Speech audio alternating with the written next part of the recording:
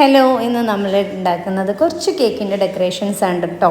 ഇത് ഞാൻ റീൽസ് ആയിട്ട് വിട്ടിട്ടുണ്ട്, അപ്പോൾ ഡീറ്റെയിൽ ആയിട്ടൊന്ന് വിട്ടുതരാൻ വിചാരിച്ചു. ഇപ്പോൾ നമുക്കൊരു 1/4 kg കേക്കാണ് ഇത് വരുന്നത്. ഇതിൽ യൂസ് ചെയ്തിട്ടുള്ളത് കുറച്ച് നേവി ബ്ലൂവും കുറച്ച് ലൈറ്റ് ബ്ലൂ ആണ് കേട്ടോ.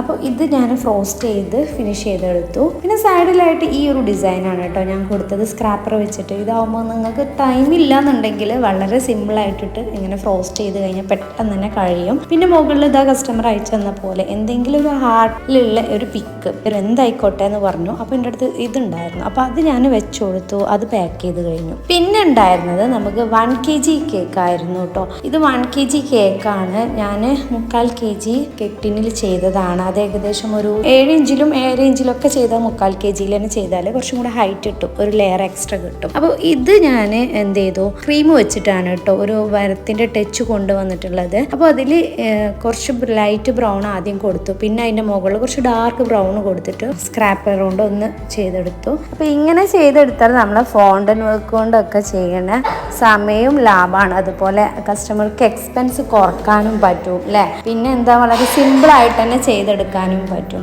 അപ്പോൾ ഇങ്ങനെ ചെയ്യണമെന്നുണ്ടെങ്കിൽ ഇങ്ങനെ ചെയ്യുക കേട്ടോ. അപ്പോൾ നമുക്ക് ഒരുപാട് ഉപകാരങ്ങളുണ്ട്. ഇനി ഫോണ്ടിൽ ചെയ്യണമെങ്കിൽ ചെയ്യുക, ഞാനൊരു അഭിപ്രായം പറഞ്ഞെന്നുള്ളൂ. പിന്നെ ഇതിൻ്റെ സൈഡിലായിട്ട് ഞാൻ മുകളിൽ വെച്ച സെയിം ലീഫിൻ്റെ കൊമ്പാണ് കേട്ടോ. അപ്പോൾ ആ ഒരു കൊമ്പ് ഞാൻ താഴെ ഒന്ന് വെച്ച് കൊടുത്തിട്ട് ഒരു പൈപ്പിംഗ് ബാഗിൽ ലീഫ് നോസിൽ ഇട്ട് കൊടുത്തു, ഗ്രീൻ കളർ വെച്ചിട്ട് ഇതുപോലെ ഒന്ന് ചെയ്ത് കൊടുത്തു.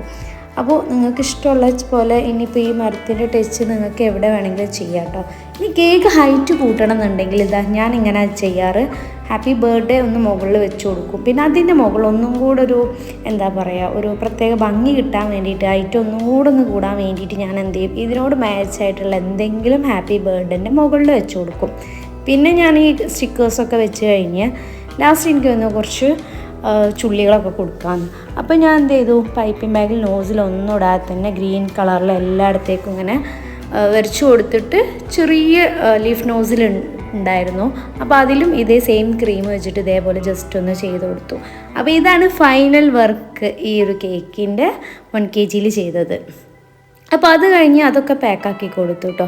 പിന്നെ പാക്കാക്കി കൊടുക്കുമ്പോൾ ഒരുപാട് പേര് എൻ്റെ റീൽസിൽ കണ്ടിട്ട് ചോദിക്കാറുണ്ട് എന്താ അടിയിൽ ഇങ്ങനെ ഇൻസുലേഷൻ ടാപ്പ് ഒട്ടിക്കുന്നതെന്ന്. അപ്പോൾ ഒന്നുകൂടെ ഡെലിവറി നമുക്ക് കംഫർട്ടായിട്ട് കേക്ക് ഇരിക്കാൻ വേണ്ടിയിട്ടാണ് ഇൻസുലേഷൻ ടാപ്പ് താഴെ ഒട്ടിച്ചിട്ട് പകുതി ഭാഗം മുകളിലേക്ക് കേക്കിൻ്റെ ബോർഡ് ഒട്ടാൻ വേണ്ടിയിട്ട് ചെയ്യുന്നത് കേട്ടോ.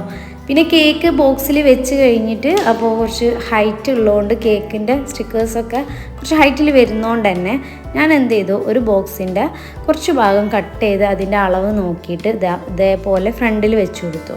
പിന്നെ നമ്മുടെ ഹാപ്പി ബർത്ത്ഡേൻ്റെ ടോപ്പർ എന്തായാലും ഞാൻ പുറത്താണ് വെക്കാറ് കേട്ടോ. പിന്നെ നമ്മുടെ ഈ ഒരു കേക്കിൻ്റെ കൂടെ 2 കിക്കാറ്റും കൂടെ വെച്ച് കൊടുക്കാൻ പറഞ്ഞിരുന്നു, 10 രൂപേൻ്റെ. അത് ഞാൻ ഡബിൾ സ്റ്റിക്ക് ഒട്ടിച്ചിട്ട് വെച്ച് കൊടുത്തു മുകളിൽ തന്നെ കേട്ടോ.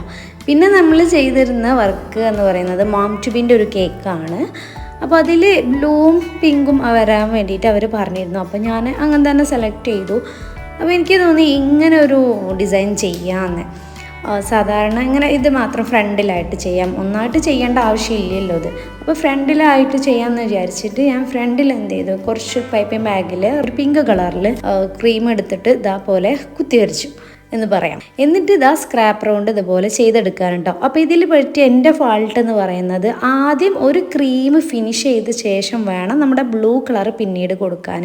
കാരണം ചെരിഞ്ഞു കൊടുത്തുകൊണ്ട് എനിക്ക് അത് സ്ക്രാപ്പ് ചെയ്യുമ്പോൾ കുറച്ച് ഫിനിഷ് ആയിട്ട് എടുക്കുമ്പോൾ കുറച്ച് ബുദ്ധിമുട്ടായി തോന്നി. അപ്പോൾ ഒന്ന് ചെയ്ത് ഫിനിഷ് ആയ ശേഷം മറ്റേത് ചെയ്യാം. അത് കഴിഞ്ഞ് ഇവാപ്പറേറ്ററിൽ കുറച്ച് ഗോൾഡ് പൗഡർ ആഡ് ചെയ്തിട്ട് ഇതുപോലെ സൈഡിൽ വരച്ചു കൊടുത്തു കേട്ടോ. എന്നാൽ പിന്നെ സൈഡിലുള്ള വൃത്തികേടായിട്ട് തോന്നണം ആ ഒരു ഭാഗം അങ്ങനെ ഒരു സ്റ്റാൻഡേർഡായി തോന്നുമല്ലോ. പിന്നെ ഇതുപോലെയുള്ള സംഭവങ്ങളൊക്കെ കേക്കിൽ വെക്കുന്നുണ്ടെങ്കിൽ അത് കുഴഞ്ഞിട്ടായിരിക്കും. അപ്പോൾ ഒന്നൊരു സ്റ്റാൻഡായിട്ട് നിൽക്കാൻ വേണ്ടിയിട്ട് ഞാൻ ഇതുപോലെ ഇതിൻ്റെ തണ്ടൊക്കെ ഒന്നും കൂടെ പകുതി മടക്കി വെച്ചിട്ട് ഇൻസുലേഷൻ ടാപ്പ് വെച്ചിട്ട് ഇതേപോലെ ചെയ്യാറാണ്. അപ്പോൾ ഇത് ഫ്ലവേഴ്സിനാണെങ്കിലും പ്ലാസ്റ്റിക് ഫ്ലവേഴ്സിനും ഇങ്ങനെയാണ് അധികം ചെയ്യാറ്. ഇനി അഥവാ ഫ്രഷ് ഫ്ലവേഴ്സിന് പൊതുവെ ഇങ്ങനെ ചെയ്യൽ കുറവാണ്, നന്നായിട്ട് കഴുകിയെടുത്താൽ മതിയെന്ന് ഇതിൽ വേണമെങ്കിൽ അങ്ങനെ ചെയ്യട്ടെ, അതും നല്ലത് തന്നെയാണ്. അപ്പോൾ ഇത് കഴിഞ്ഞ് ഇതിൻ്റെ കപ്പ് കേക്ക്സ് ഉണ്ടായിരുന്നു. ഇനി കപ്പ് കേക്ക്സിൻ്റെ കാര്യം പറയുകയാണെങ്കിൽ ഇത് ശരിക്കും ഇതിൽ തന്നെ ബേക്ക് ചെയ്തെടുത്തല്ല കേട്ടോ. അപ്പോൾ അതിൻ്റെ റീൽസ് ഞാൻ ഇൻഷാ അല്ലാഹ് വിടുന്നുണ്ട്, നാളെ വേണമെന്നുള്ളവർ കണ്ടു വെക്കാം കേട്ടോ. അപ്പോൾ ഇത്രയേ ഉള്ളൂ ഇന്നത്തെ വ്ലോഗ്. ഇഷ്ടമെങ്കിൽ ലൈക്ക് ചെയ്യാനും ഷെയർ ചെയ്യാനും കമൻറ്റ് ചെയ്യാനും സബ്സ്ക്രൈബ് മറക്കരുത്. അപ്പോൾ എല്ലാവർക്കും താങ്ക് യു ഫോർ വാച്ചിങ്.